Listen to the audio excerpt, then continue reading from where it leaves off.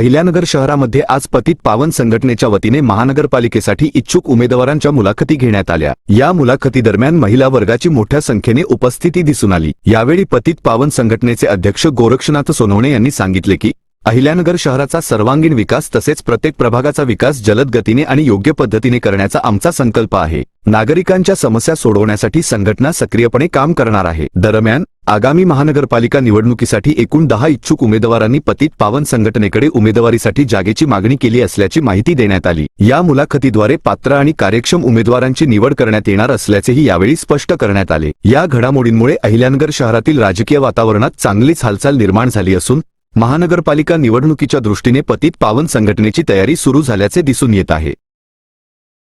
आज पतित पावन संघटनेच्या वतीने इच्छुकांच्या मुलाखती घेण्यात आल्या। यात आम्ही उमेदवारांना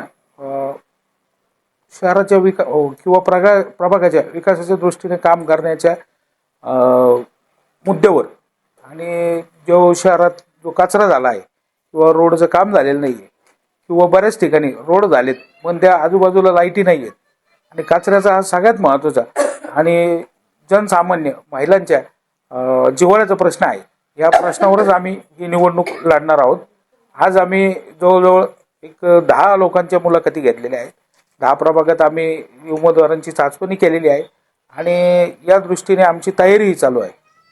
मी नागरिकांना एवढंच सांगतो की जो आम्ही जे उमेदवार दिलेले आहे सर्व जनसामान्य उमेदवार असून सर्व उमेदवार हे सामाजिक क्षेत्रातली लोक आहेत आणि ही जे जनतेचा जे विकासाचा प्रश्न आहे तो मार्गी लावतील असा आम्हाला विश्वास आहे आणि जो शहरातला जो महत्त्वाचे प्रश्न आहे यावरच आम्ही निवडणूक लढवणार आहोत। पावन संघटना ही सगळ्यात महत्त्वाचं आम्ही समाजकारणात सक्रिय होतो पण जी सद्य परिस्थिती आहे त्यामुळे आम्ही निवडणुकीत उतरण्याचा निर्णय घेतला आणि ह्या निर्णयाद्वारे आम्ही नागरिकांना एकच आवाहन करतो की जर आपल्याला आपल्या प्रभागाचा विकास करायचा असेल आपल्या अडचणी मिटवायच्या असतील तरच तुम्ही आमच्या उमेदवारांना मतदान करा व मोठ्या मताधिक्याने निवडून आणा।